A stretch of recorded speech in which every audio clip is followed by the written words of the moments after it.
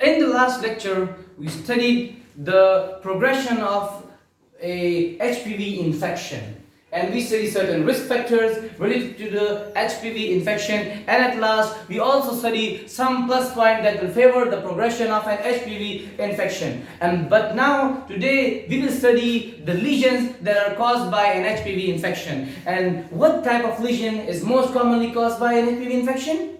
It is squamous intraepithelial lesion. Squamous intraepithelial lesion. It is commonly known as SIL.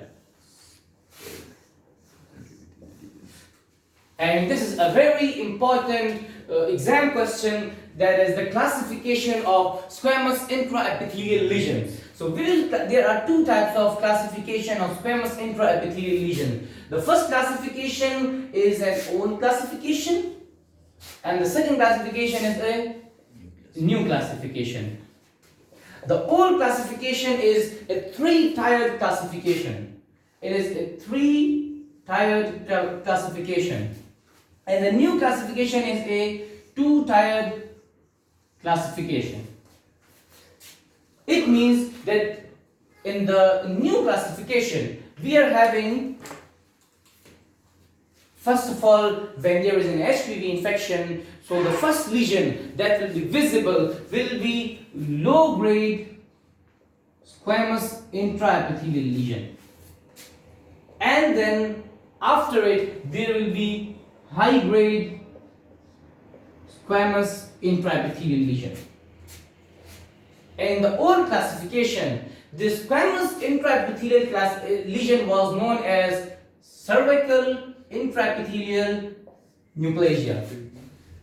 In the old classification, this lesion was called cervical intraepithelial neoplasia, and it is divided into CIN type 1, CIN type 1, and this CIN type 1 coincides with the low-grade squamous intraepithelial lesion. Then the second lesion was CIN type 2, and that coincides with high-grade squamous intraepithelial lesion. And the third is CIN type 3, that also coincides with high-grade squamous intraepithelial lesion. I mean to say that in the old classification, CIN1 is now exactly equivalent to L cells, and the CIN2 and CIN3 both comes in the category of high-grade squamous intraepithelial lesion. So now we will distinguish these three different types of lesion by means of a diagram. Let's say this is our epithelium. This is our epithelium. If only 1/3 of this epithelium is infected,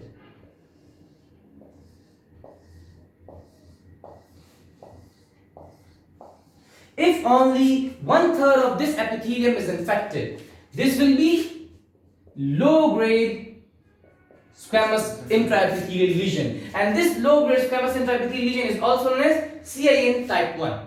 If only 1/3 of our epithelium is infected, this is a low-grade squamous intraepithelial lesion. If 2/3 of our epithelium is infected, it will be known as CIN type 2 or high-grade squamous intraepithelial lesion. And if almost all of our epithelium is infected, this will be known as CIN type 3 or high-grade squamous intraepithelial lesion. And then if this whole thickness of our epithelium is infected, what will be this known as? This will be known as, tell me please, this will be known as in situ carcinoma. That is, the whole of the epithelium is infected, but it has still not invaded the margins of our epithelium. And now, if this invades outside, if this invades outside, this will be known as invasive carcinoma. invasive carcinoma. Okay. In CIN1, now let's correlate our classification with the morphology. Let's correlate our classification with the morphology.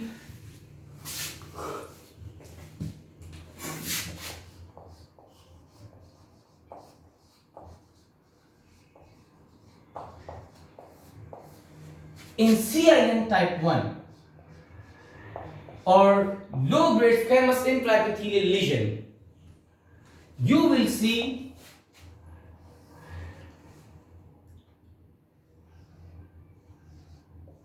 dysplasia only in the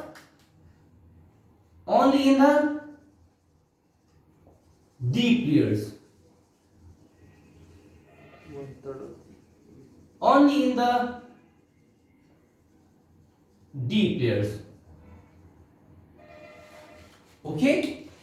And you will see chyliocytotic change above, along with some normal cells.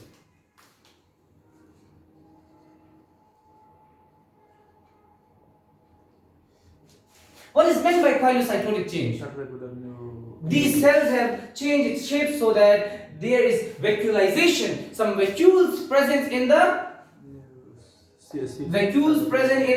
cells, in cytoplasm of the cell, and these vacuoles that are present in cytoplasm or cells look like that we are having empty cells with a small nuclei, and this is known as pilocytic change. And this pilocytic change is an absolute characteristic of HPV infection. Whenever there is an HPV infection, we will have a pilocytic change. And now we are studying about CIN type 1. In CIN type 1, in low-grade squamous intraepithelial lesion, our lower cells will have dysplasia. And the cells that are superficial, these superficial cells will be having pilocytic change. Yes. I will show you a diagram now.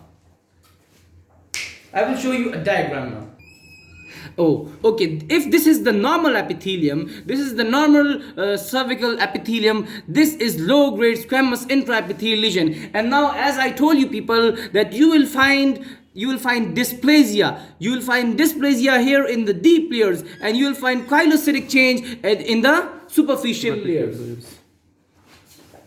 Now, let's move on towards our CIN type 2. CIN type 2. In the CIN type 2, we have dysplastic change. We have dysplastic change even in the middle layers.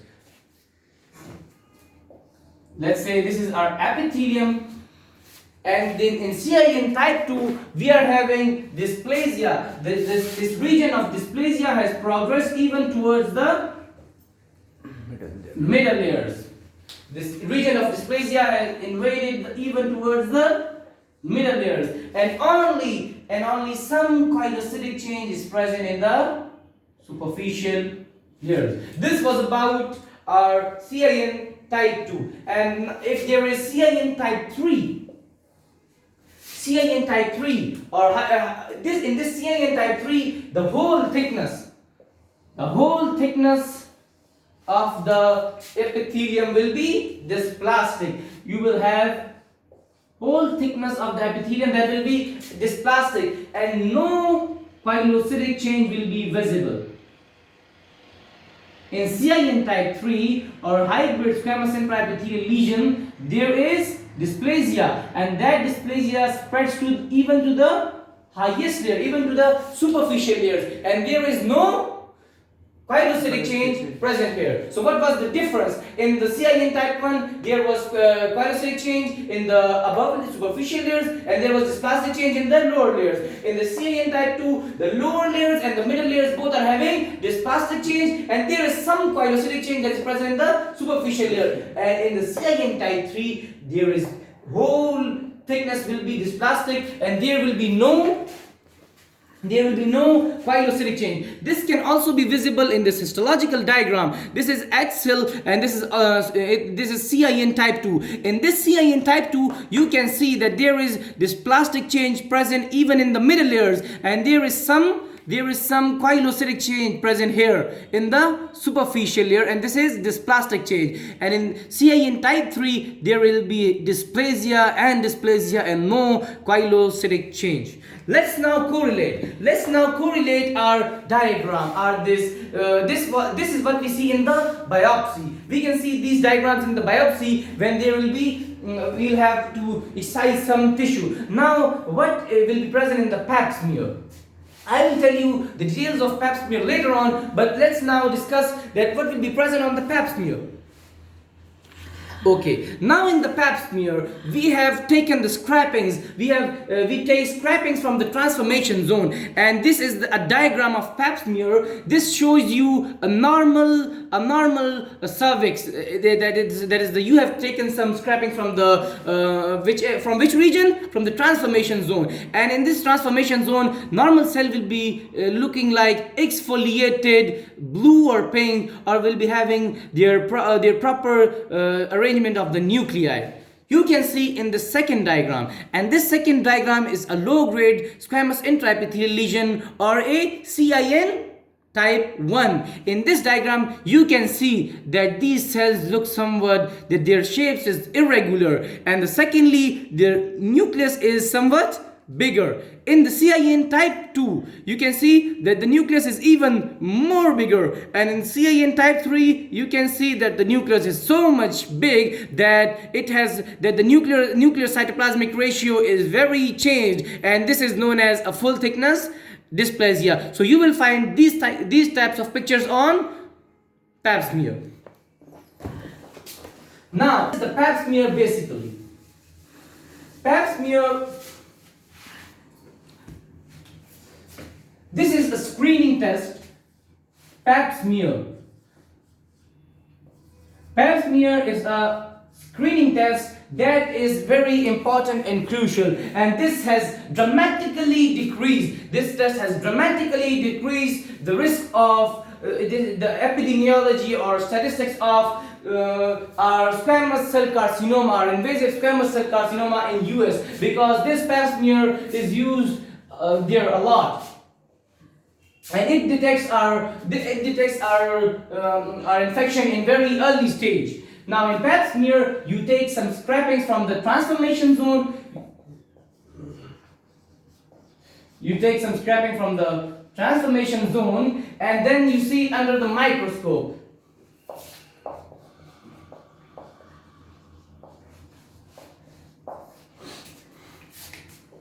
Now along with pap smear, there are some vaccines available that are also being used widely in the US, and these vaccines are of two types: tetravalent vaccine and the 9-valent vaccine. What is meant by this tetravalent and 9-valent? A tetravalent vaccine means that 4 types of HPVs are present in this vaccine, and 9-valent means 9 types of HPVs are present in this vaccine. And these two things, number 1 is the pap smear, and number 2 is the vaccine. They have decreased the advent of squamous cell carcinoma of the cervix in the US to a greater degree. Now, after these intraepithelial lesions comes the real thing, that is the invasive squamous cell carcinoma.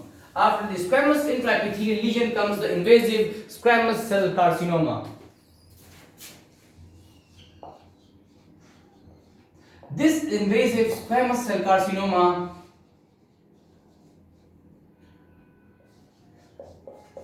is symptomatic.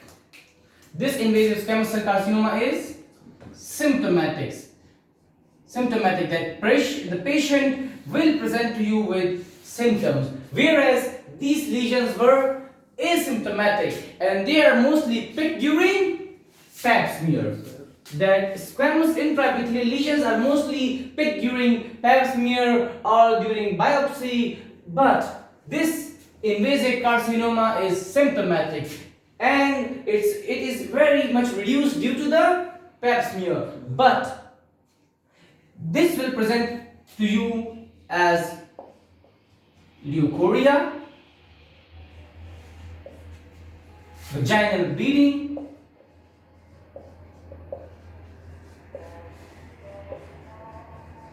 even tender pain. The women will present to you with these symptoms, and then you will have to diagnose this, and for the diagnosis you will do biopsy. And this biopsy, you will be able to see the squamous intraepithelial lesion, as well as there will be invasion and infiltration. And this invasion and infiltration of the squamous cell into the stroma will lead to the desmoplastic change in the stroma. And what's meant by desmoplastic change? That our stroma is hardened. You will see desmoplasia.